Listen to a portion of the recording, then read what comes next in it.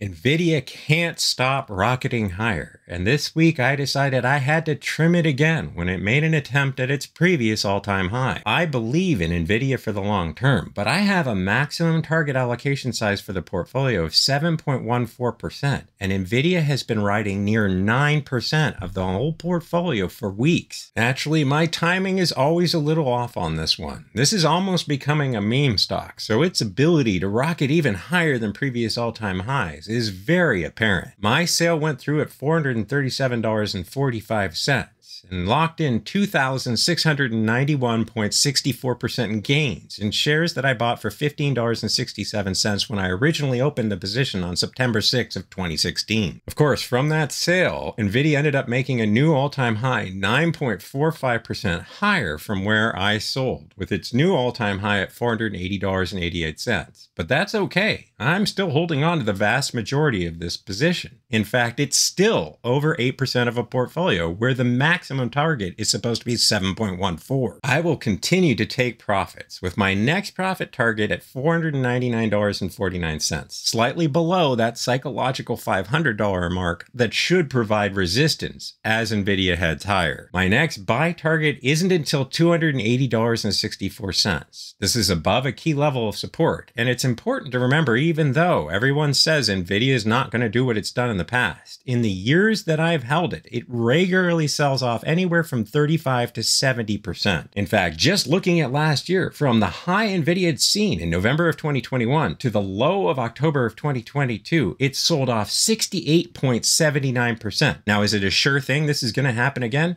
Not necessarily. However, since it is my biggest position, I have no choice. My discipline says I need to take profits and reduce its allocation size.